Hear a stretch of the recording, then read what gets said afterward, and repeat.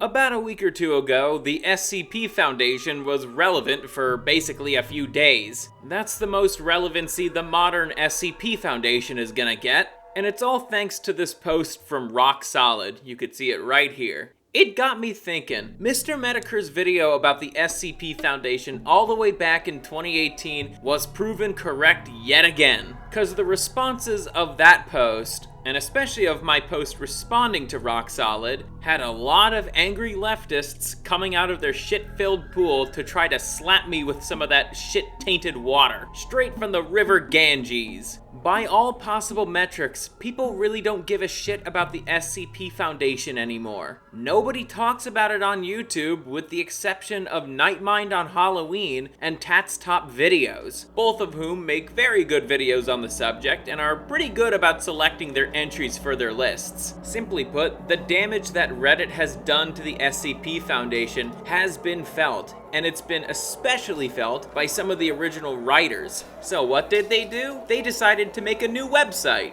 That website being the RPC Authority. The concept of the website and the formatting of the website is very similar to the Foundation, but there's also plenty of differences as well. The difference that I noticed the most was the object classifications. Everybody knows the different SCP classifications, at least from back in the day, those being Safe, Euclid, and Keter. That's how I remember it at the very least. But I wonder if it's the same now. Spoiler alert, it's not. So we have SCP-8306, Containment Class Keter. That basically means it's a very dangerous object. But what the fuck does runs red mean? And what does dark and notice mean? Now look, I don't mind having to consult a guide when it comes to reading something like SCP, but this is clearly just too much knowledge on a single page. And we haven't even dived into the entry proper yet. And I don't think I really want to. It seems less of mysterious organization classification system and more of something from like Rick and Morty in the later seasons. Meanwhile, the RPC Authority's classification system seems like a genuine evolution of the old SCP classification system. To give a quick summary of the RPC Authority system, there's a containment rating, some secondary classes, and a lethality rating. The two relevant ones are the containment rating and the lethality rating. For the containment rating, Alpha is the easiest to contain, Beta presents some difficulties, Gamma is a lot more difficult, and Omega is nigh impossible. As for the lethality rating, it goes from white, yellow, orange, red, purple, and black, with white being the safest ones and black being the most unsafe ones, and that's putting it lightly. So basically, an entry can have a combination of any of these classification ratings. For instance, we have RPC 216. The object class is Gamma Red. Basically, it's a bitch to deal with, and it very much likes to kill people. It did take me a little bit of time to understand how the rating system works,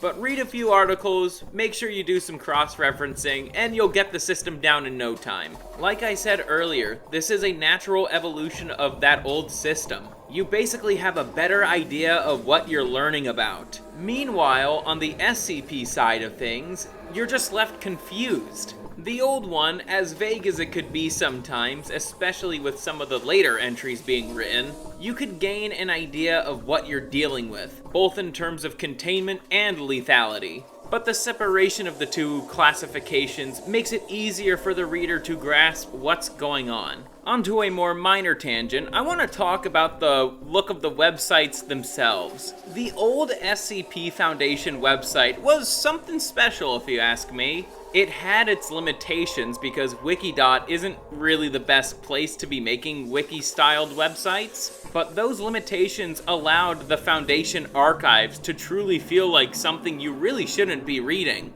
I could very much say the RPC Authority's website has that same feel, limitations and all, and that's absolutely to its benefit. As for the modern SCP Foundation website, it is such a pain in the ass to navigate. You can't even find the archive tab without doing a little digging. It just comes off to me as like some sort of fan form rather than the real thing. You see the warning, the Foundation database is classified. Unauthorized personnel will be tracked, located, and detained. And then literally beneath it you see SCP-9000 contest, and fan art, and lore, and then you just see a random entry. Granted, the RPC website also has some of this contest stuff. It's far easier to just get immersed into the world that the writers have made, because RPC database is one of the first things you see on the left side of the website. No extra digging required. If none of the entries you see on the website interest you, I don't know why you wouldn't want to read the entry called Galaxy Gas. You at least have the opportunity to immediately start browsing the archive. It just shows that the RPC authority isn't up its own ass. I want to conclude this video by saying, though the authority is pretty niche of a subject, if you're looking to sate that itch of learning about anomalous thingamajigs from a place you really shouldn't be on, but don't like the current direction the SCP Foundation is going, check out the RPC authority. You're not gonna find any transgender satellites who have a Homestuck obsession and have a Tumblr account, and you're also not gonna see a bunch of butthurt crybabies who can't handle a joke about a doorknob being a sex object. However, you are gonna find people who are truly dedicated to their craft. When you have the writers of some of the most popular SCP items working on this site, you know you're gonna be in for a good treat. With all that said, I'll catch you guys later.